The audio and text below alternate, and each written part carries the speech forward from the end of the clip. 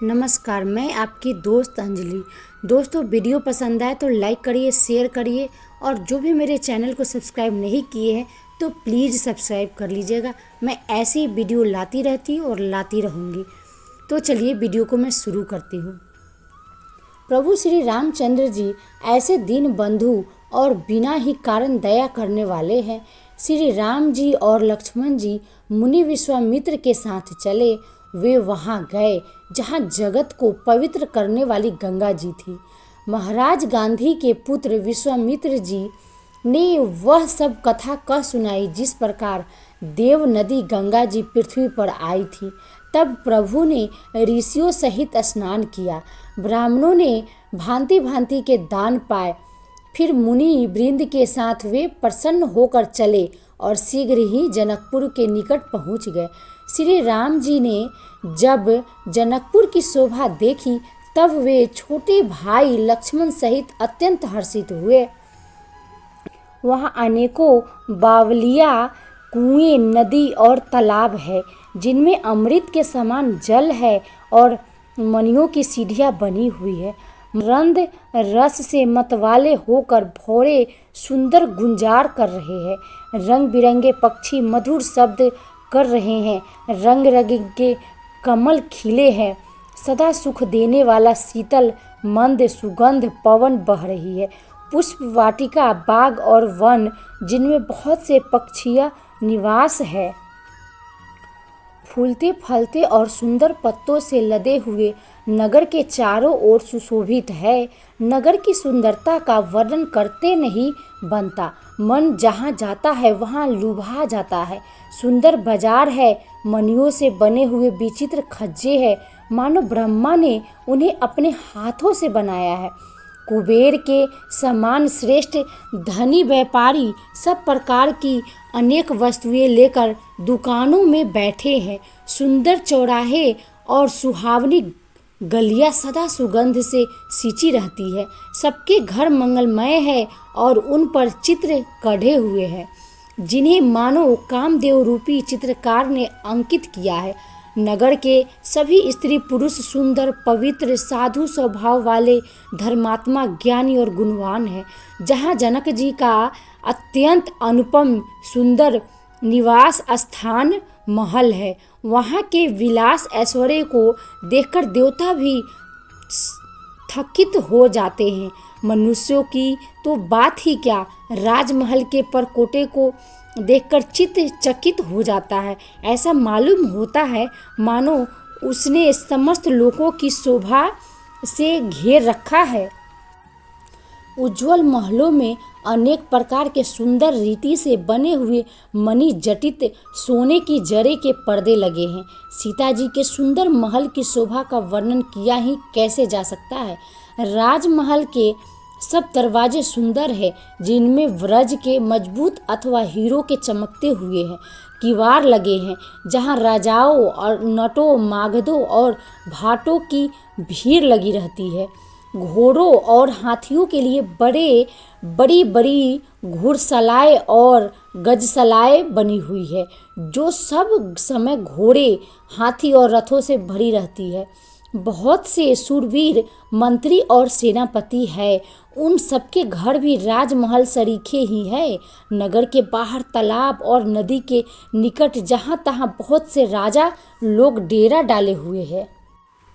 आमों का एक अनुपम बाग देखकर जहाँ सब प्रकार के सुभीते थे और जो सब तरह से सुहावना था, विश्वामित्र जी ने कहा, हे सुजान रघुवीर, मेरा मन कहता है कि यही रहा जाए। कृपा के धाम श्री रामचंद्र जी बहुत अच्छा स्वामीन है। कहकर वहीं मुनियों के समूह के साथ ठहर गए। मिथिलापति जनक जी ने जब यह समाचार पाया कि महामुनि विश्वामित्र आए हैं तब उन्होंने पवित्र हृदय के मंत्री, बहुत से योद्धा, श्रेष्ठ ब्राह्मण, गुरु और अपनी जाति के श्रेष्ठ लोगों को साथ लिया और इस प्रकार प्रसन्नता के साथ राजा मुनियों के स्वामी विश्वामित्र जी से मिलने चले। राजा ने मुनि के चरणों पर मस्तक रखकर प्रणाम किया। मुनियों के स्वामी विश्वामित्र जी ने प्रसन्न होकर आशीर्वाद दिया। फिर सारी ब्राह्मण मंडली को आदर सहित प्रणाम किया और अपना बड़ा भाग्य जानकर राजा आनंदित हुए। बार बार कुशल प्रश्न करके विश्वामित्र जी ने राजा को बैठाया। उसी समय दोनों भाई आ पहुँचे जो फुलवारी देखने गए थे। सुकुमार किशोर अवस्था वाले श्याम और गौर वर्ण के दोनों कुमार नेत्रों को सुख देने वाले और सारे विश्व के चित्त को चुराने वाले हैं। जब रघुनाथ जी आए तब सभी उनके रूप एवं तेज से प्रभावित होकर उठकर खड़े हो गए। विश्वामित्र जी ने उनको अपने पास बैठा लिया। दोनों भाइयों को देखकर सभी सुखी हुए। सबके नेत्रों में जल भर आया। आनंद और प्रेम के आंसू उमड़ पड़े और शरीर रोमांचित हो उठे। राम जी की मधुर मनोहर मूर्ति को देखकर जनक विशेष रूप से देह की सूध बूध खो बैठे। मन को प्रेम में मग्न जान राजा जनक ने विवेक का आश्रय लेकर धीरज धारण किया और मुनि के चरणों में सिर नवाकर प्रेम भरी गंभीर वाणी से कहा, हे नाथ, कहिए ये दोनों सुंदर बालक मुनि कुल के आभूषण है या किसी राजवंश के पालक है, अथवा जिसका वेदों ने नेति कहकर गान किया है, कहीं वह ब्रह्म तो युगल रूप धरकर नहीं आया है। मेरा मन जो स्वभाव से ही वैराग्य रूप बना हुआ है, इन्हें देखकर इस तरह मुग्ध हो रहा है जैसे चंद्रमा को देखकर चकोर। हे प्रभु, इसीलिए मैं आपसे सत्य भाव से पूछता हूँ, हे नाथ, बताइए, छिपाओ न कीजिए। इनको देखते ही अत्यंत प्रेम के वश होकर मेरे मन ने जबरदस्ती ब्रह्म सुख को त्याग दिया है। मुनि ने हंसकर कहा, हे राजन, आपने ठीक ही कहा, आपका वचन मिथ्या नहीं हो सकता। जगत में जहाँ तक जितने भी प्राणी हैं, ये सभी को प्रिय है। मुनि की रहस्य भरी वाणी सुनकर श्री राम जी मन ही मन मुस्कुराते हैं, मानो संकेत करते हैं कि रहस्य खोलिए नहीं। तब मुनि ने कहा, एक रघुकुल मणि महाराज दशरथ के पुत्र है। मेरे हित के लिए राजा ने इन्हें मेरे साथ भेजा है। ये राम और लक्ष्मण दोनों श्रेष्ठ भाई, रूप, शील और बल के धाम है। सारा जगत इस बात का साक्षी है कि इन्होंने युद्ध में असुरों को जीतकर मेरे यज्ञ की रक्षा की है। राजा ने कहा, हे मुनि, आपके चरणों के दर्शन कर मैं अपना पुण्य प्रभाव कह नहीं सकता। ये सुंदर श्याम और गौर वर्ण के दोनों भाई आनंद को भी आनंद देने वाले हैं। इनकी आपस की प्रीति बड़ी पवित्र और सुहावनी है। वह मन को बहुत भाती है, पर वाणी से कहीं नहीं जा सकती। जनक जी आनंदित होकर कहते हैं, हे नाथ, सुनिए, ब्रह्म और जीव की तरह इनमें स्वाभाविक प्रेम है। राजा बार बार प्रभु को देखते हैं। प्रेम से शरीर पुलकित हो रहा है और हृदय में बड़ा उत्साह है। फिर मुनि की प्रशंसा करके और उनके चरणों में सिर नवाकर राजा उन्हें नगर में लिवा चले। एक सुंदर महल जो सभी रीतियों में सुखदायक था, वहाँ राजा ने उन्हें ले जाकर ठहराया।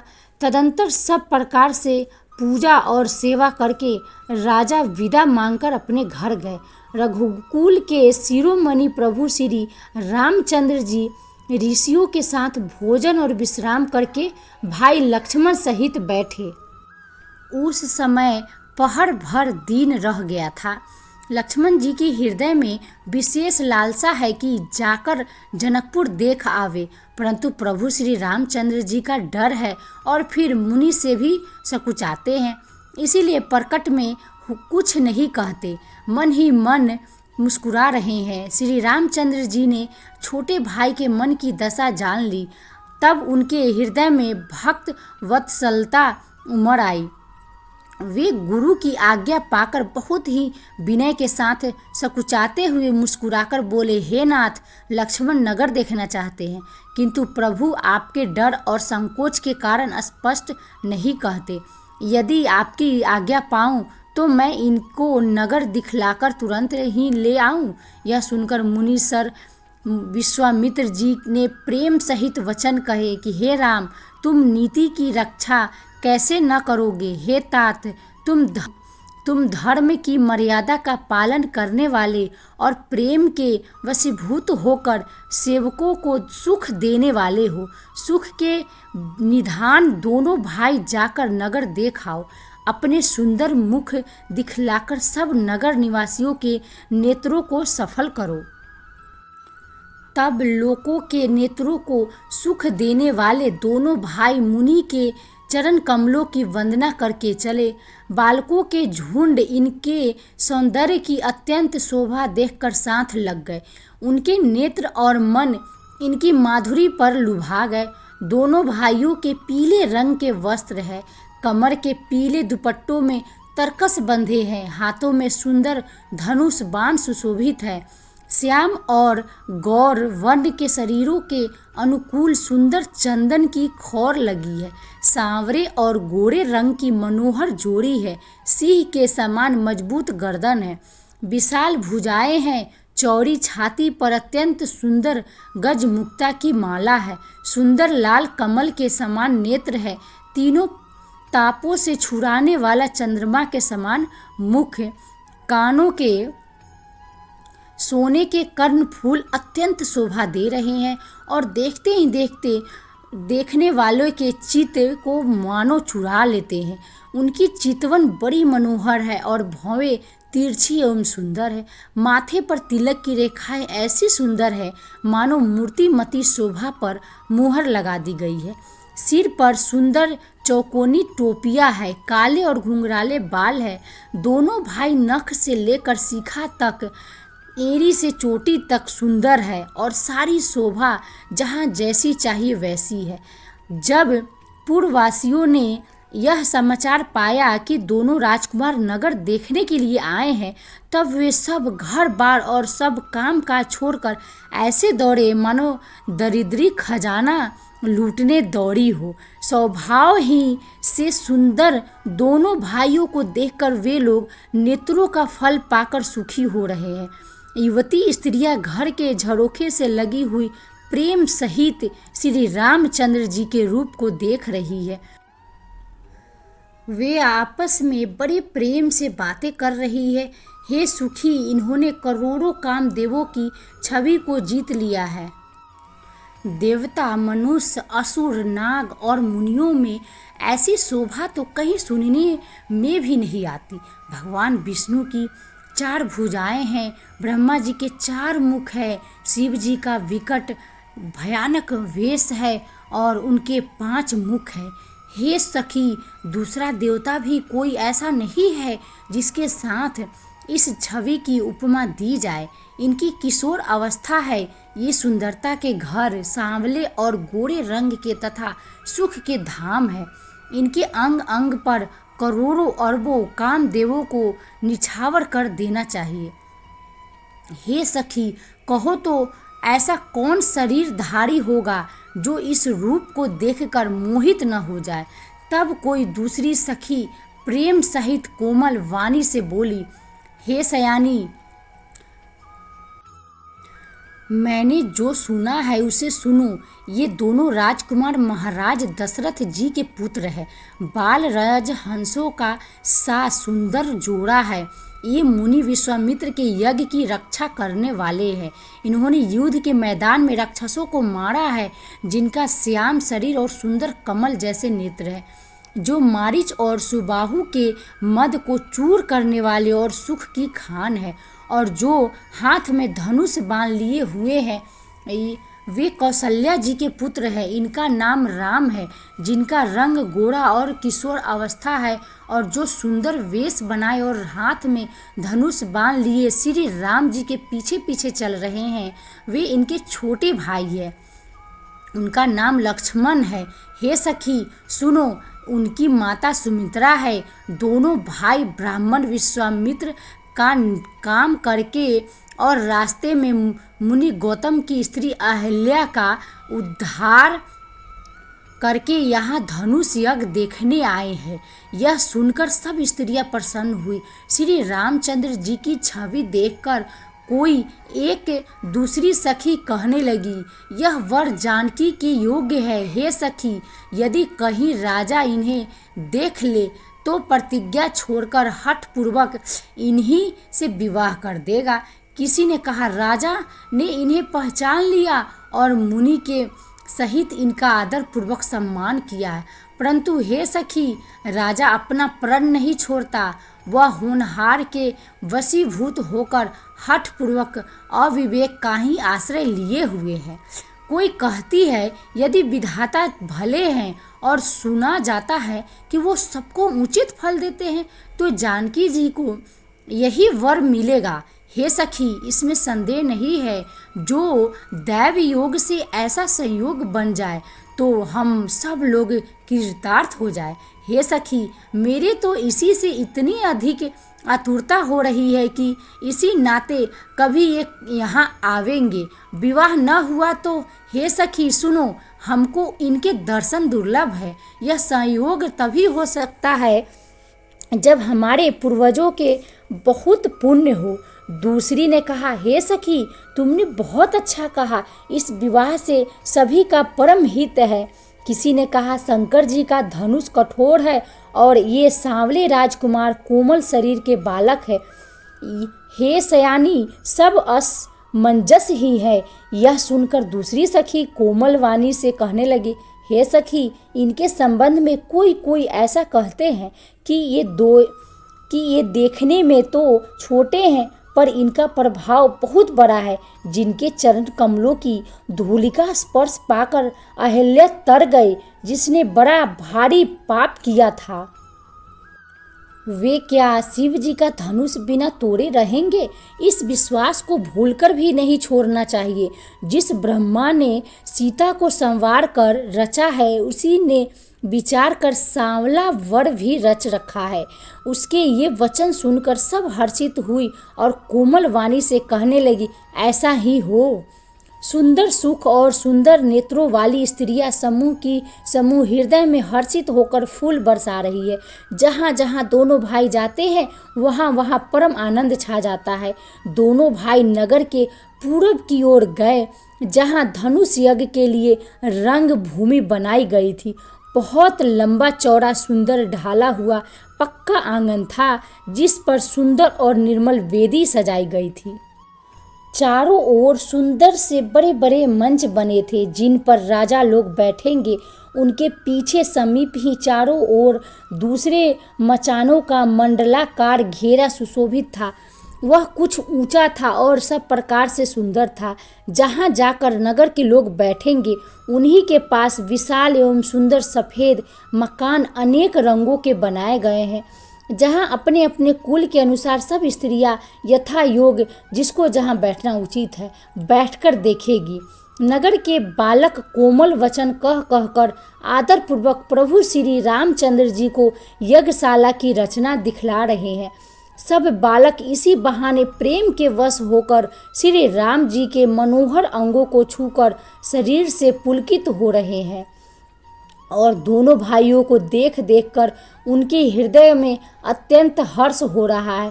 श्री रामचंद्र जी ने सब बालकों को प्रेम के वश जानकर यज्ञ भूमि के स्थानों की प्रेम पूर्वक प्रशंसा की। इससे बालकों का उत्साह, आनंद और प्रेम और भी बढ़ गया, जिससे वे सब अपनी अपनी रुचि के अनुसार उन्हें बुला लेते हैं और प्रत्येक के बुलाने पर दोनों भाई प्रेम सहित उनके पास चले जाते हैं। कोमल मधुर और मनोहर वचन कहकर श्री राम जी अपने छोटे भाई लक्ष्मण को यज्ञ भूमि की रचना दिखलाते हैं, जिनकी आज्ञा पाकर माया लव निवेश पलक गिरने के चौथाई समय में ब्राह्मणों के समूह रच डालती है। वही दीनों पर दया करने वाले श्री राम जी भक्ति के कारण धनुष यज्ञशाला को चकित होकर देख रहे हैं। इस प्रकार सब कौतुक देखकर वे गुरु के पास चले। देर हुई जानकर उनके मन में डर है, जिनके भय से डर को भी डर लगता है। वही प्रभु भजन का प्रभाव, जिसके कारण ऐसे महान प्रभु भी भय का नाट्य करते हैं, नृत्य करते दिखला रहे हैं। उन्होंने कोमल मधुर और सुंदर बातें कहकर बालकों को जबरदस्ती विदा किया। फिर भय, प्रेम, विनय और बड़े संकोच के साथ दोनों भाई गुरु के चरण कमलों में सिर नवाकर आज्ञा पाकर बैठे। रात्रि का प्रवेश होते ही मुनि ने आज्ञा दी। तब सबने संध्या वंदन किया। फिर प्राचीन कथाएं तथा इतिहास कहते कहते सुंदर रात्रि दोपहर बीत गई। तब श्रेष्ठ मुनि ने जाकर शयन किया। दोनों भाई उनके चरण दबाने लगे, जिनके चरण कमलों के दर्शन एवं स्पर्श के लिए वैराग्यवान पुरुष भी भांति भांति के जप और योग करते हैं। वे ही दोनों भाई मानो प्रेम से जीते हुए प्रेम पूर्वक गुरु जी के चरण कमलों को दबा रहे हैं। मुनि ने बार बार आज्ञा दी। तब श्री रघुनाथ जी ने जाकर शयन किया। श्री राम जी के चरणों को हृदय से लगाकर भय और प्रेम सहित परम सुख का अनुभव करते हुए लक्ष्मण जी उनको दबा रहे हैं। प्रभु श्री रामचंद्र जी ने बार बार कहा, हे तात अब सो जाओ। तब वे उन चरण कमलों को हृदय में धरकर लेट रहे हैं। रात बीतने पर मुर्गे का शब्द कानों से सुनकर लक्ष्मण जी उठे। शब्द के स्वामी सुजान श्री रामचंद्र जी भी गुरु से पहले ही जाग गए। वे जाकर नहाए। फिर नित्य कर्म समाप्त करके उन्होंने मुनि को मस्तक नवाया।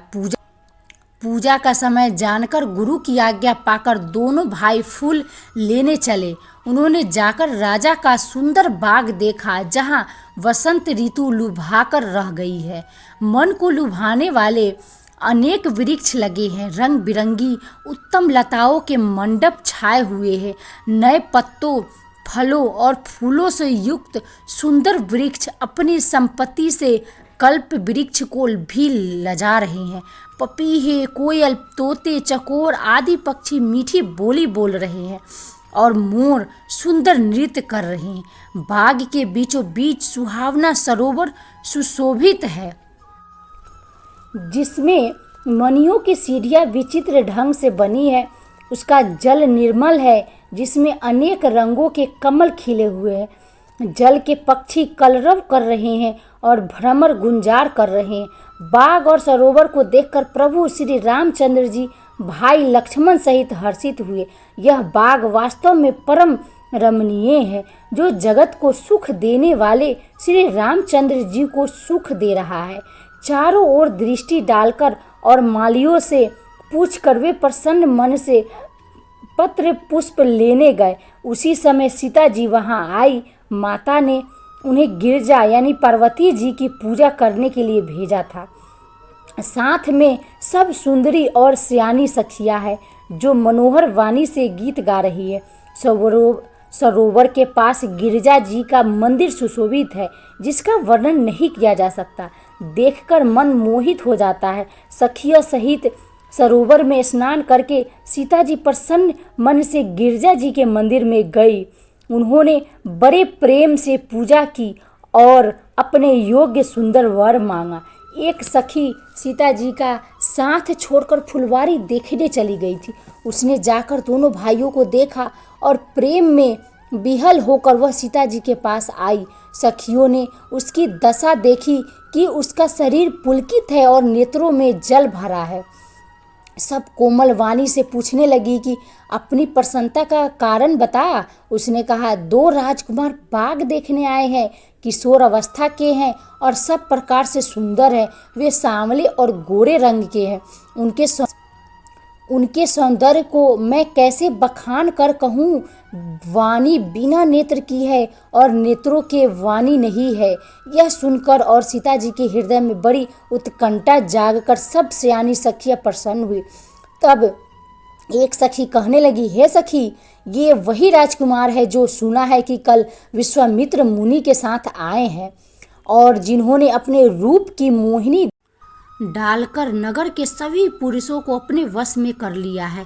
जहाँ तहाँ सब लोग उन्हीं की छवि का वर्णन कर रहे हैं। अवश्य चलकर उन्हें देखना चाहिए, वे देखने के योग्य है। उसके वचन सीता जी को अत्यंत ही प्रिय लगे और दर्शन के लिए उनके नेत्र अकुला उठे। उसी प्यारी सखी को आगे करके सीता जी चली। पुरानी प्रीति को कोई लख नहीं पाता। नारद जी के वचनों का स्मरण करके सीता जी के मन में पवित्र प्रीति उत्पन्न हुई। वे चकित होकर सब ओर इस तरह देख रही है मानो डरी हुई मृगछेनी इधर उधर देख रही हो। कंकन, हाथों के कड़े यानी करधनी और पायजेब के शब्द सुनकर श्री रामचंद्र जी हृदय में विचार कर लक्ष्मण से कहते हैं, यह ध्वनि ऐसी आ रही है मानो कामदेव ने विश्व को जीतने का संकल्प करके डंके पर चोट मारी है।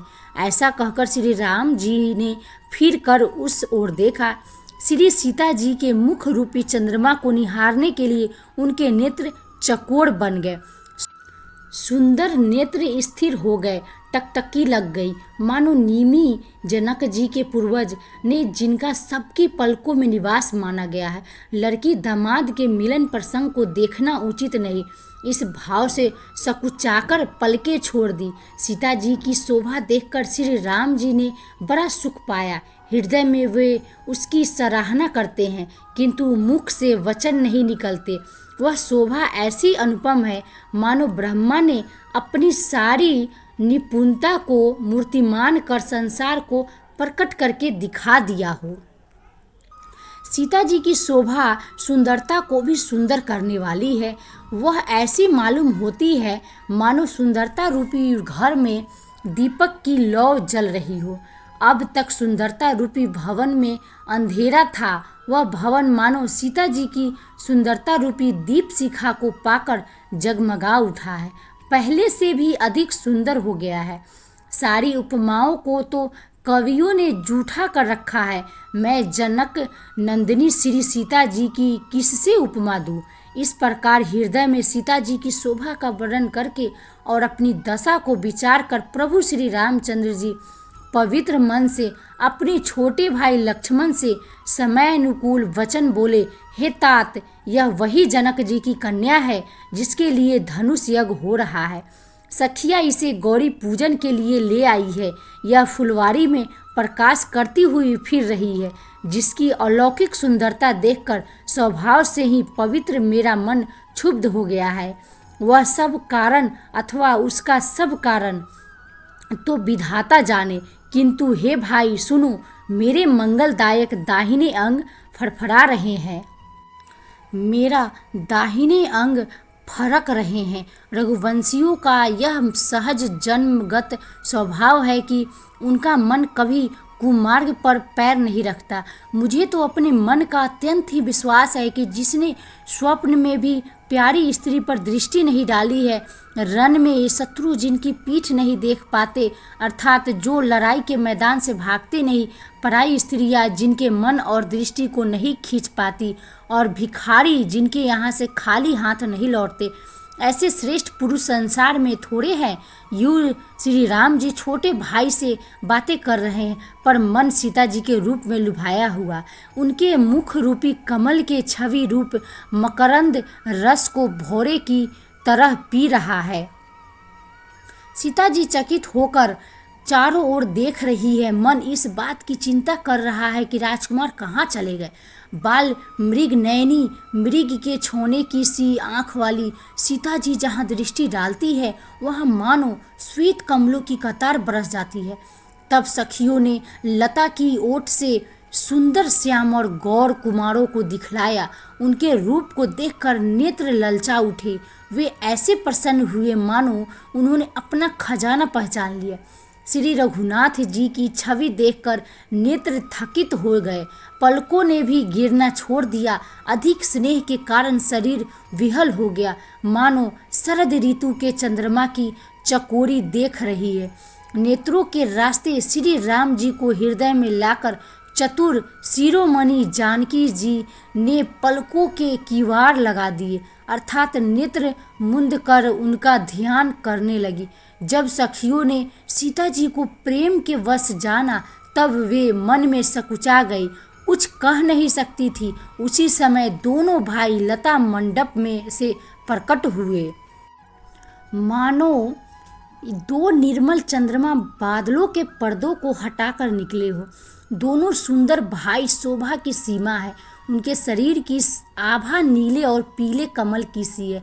सिर पर सुंदर मोर पंख सुशोभित है। उनके बीच बीच में फूलों की कलियों के गुच्छे लगे हैं। माथे पर तिलक और पसीने की बूंदें शोभायमान है। कानों में सुंदर भूषणों की छवि छाई है। टेढ़ी भौहें और घुंघराले बाल है। नए लाल कमल के समान रतन नारे नेत्र है। ठोड़ी, नाक और गाल बड़े सुंदर है और हंसी की शोभा उन मन को मोल लिए लेती है।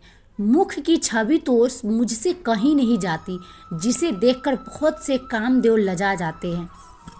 वक्षस्थल पर मणियों की माला है। शंख के सदृश से सुंदर गला है। कामदेव के हाथी के बच्चे की सूर के समान उतार चढ़ाव वाली एवं कोमल भुजाएं हैं, जो बल की सीमा है, जिसके बाएं हाथ में फूलों सहित दोना है। हे सखी, वह सांवला कुंवर तो बहुत ही सलोना है। सिंह की सी पतली लचीली कमर वाले पीताम्बर धारण किए हुए, शोभा और शील के भंडार, सूर्य कुल के भूषण श्री रामचंद्र जी को देखकर सखिया अपने आप को भूल गई। एक चतुर सखी धीरज धरकर हाथ पकड़कर सीता जी से बोली, गिरजा जी का ध्यान फिर कर लेना, इस समय राजकुमार को क्यों नहीं देख लेती। तब सीता जी ने सकुचाकर नेत्र खोले और रघुकुल के दोनों सिंहों को अपने सामने खड़े देखा। नख से सीखा तक श्री राम जी की शोभा देखकर और फिर पिता का प्रण याद करके उनका मन बहुत क्षुब्ध हो गया। जब सखियों ने सीता जी को परवश प्रेम के वश देखा, तब सब भयभीत होकर कहने लगी, बड़ी देर हो गई, अब चलना चाहिए, कल इसी समय फिर आएंगी। ऐसा कहकर एक सखी मन में हंसी। सखी की यह रहस्य भरी वाणी सुनकर सीता जी सकुचा गई। देर हो गई जान उन्हें माता का भय लगा। बहुत धीरज धरकर वे श्री रामचंद्र जी को हृदय में ले आई और उनका ध्यान करती हुई अपने को पिता के अधीन जानकर लौट चली।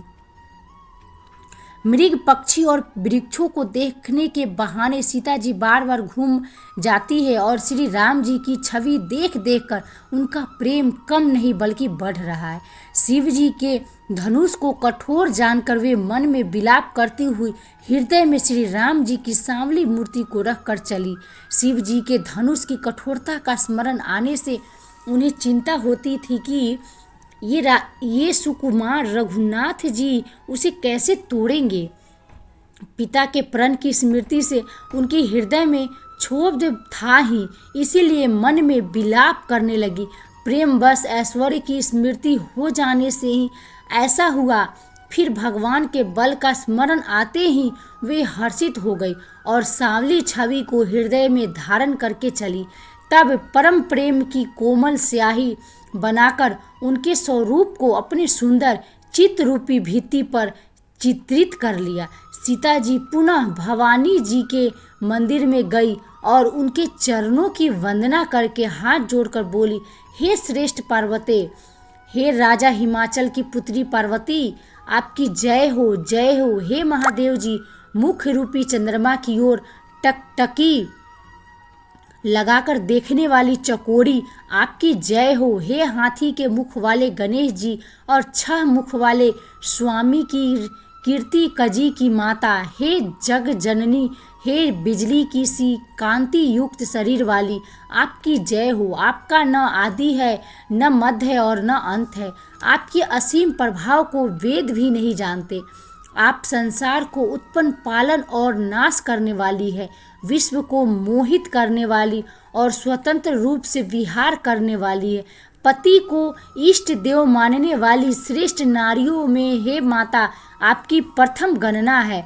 आपकी अपार महिमा को हजारों सरस्वती और शेष जी भी नहीं कह सकते। हे भक्तों को मुंह मांगा वर देने वाली, हे त्रिपुर के शत्रु शिव जी को प्रिय पत्नी, आपकी सेवा करने से चारों फल सुलभ हो जाते हैं। हे देवी, आपके चरण कमलों की पूजा करके देवता, मनुष्य और मुनि सभी सुखी हो जाते हैं। आशीर्वाद को सुनकर जानकी जी समेत सब सखियां हृदय में हर्षित हुई। तुलसीदास जी कहते हैं, भवानी जी को बार बार पूज कर सीता जी प्रसन्न मन से राजमहल को लौट चली। गौरी जी को अनुकूल जानकर सीता जी के हृदय को जो हर्ष हुआ वह कहा नहीं जा सकता। हृदय में सीता जी के सौंदर्य की सराहना करते हुए दोनों भाई गुरु जी के पास गए। श्री रामचंद्र जी ने विश्वामित्र जी से सब कुछ कह दिया, क्योंकि उनका सरल स्वभाव है, छल तो उसे छूता भी नहीं है। फूल पाकर मुनि ने पूजा की, फिर दोनों भाइयों को आशीर्वाद दिया और तुम्हारे मनोरथ सफल हो, यह सुनकर श्री राम लक्ष्मण सुखी हुए। श्रेष्ठ विज्ञानी मुनि विश्वामित्र जी भोजन करके कुछ प्राचीन कथाएं कहने लगे। इतने में दिन बीत गया और गुरु की आज्ञा पाकर दोनों भाई संध्या करने चले। पूर्व दिशा में सुंदर चंद्रमा उदय हुआ। श्री रामचंद्र जी ने उसे सीता के मुख के समान देखकर सुख पाया। फिर मन में विचार किया कि यह चंद्रमा सीता जी के मुख के समान नहीं है। खारे समुद्र में तो इसका जन्म, फिर उसी समुद्र से उत्पन्न होने के कारण विष इसका भाई। दिन में यह मलिन, शोभाहीन, निस्तेज रहता है और कलंकी यानी कि काले दाग से युक्त है। बेचारा गरीब चंद्रमा सीता जी के मुख की बराबरी कैसे पा सकता है। फिर यह घटता बढ़ता है और विरहिणी स्त्रियों को दुख देने वाला है। राहु अपनी संधि में पाकर इसे ग्रस लेता है। चकवे, भौरे और नाना प्रकार के पक्षी हर्षित हो रहे हैं। वैसे ही हे प्रभु, आपके सब भक्त धनुष टूटने पर सुखी होंगे। सूर्योदय हुआ, बिना ही परिश्रम अंधकार नष्ट हो गया, तारे छिप गए, संसार में तेज का प्रकाश हो गया। हे रघुनाथ जी, सूर्य ने अपने उदय के बहाने सब राजाओं को प्रभु का प्रताप दिखलाया है। आपकी भुजाओं के बल की महिमा को उद्घाटित करने के लिए ही धनुष तोड़ने की यह पद्धति प्रकट हुई है। भाई के वचन सुनकर प्रभु मुस्कुराए। फिर स्वभाव से ही पवित्र श्री राम जी ने स्नान किया और नित्य कर्म करके वे गुरु जी के पास आए। आकर उन्होंने गुरु जी के सुंदर चरण कमलों में सिर नवाया। दोस्तों, अगर ये वीडियो पसंद आया होगा तो कमेंट में ज़रूर हमें बताइएगा और ज़्यादा से ज़्यादा शेयर करिए। तब तक के लिए जय हिंद, जय भारत।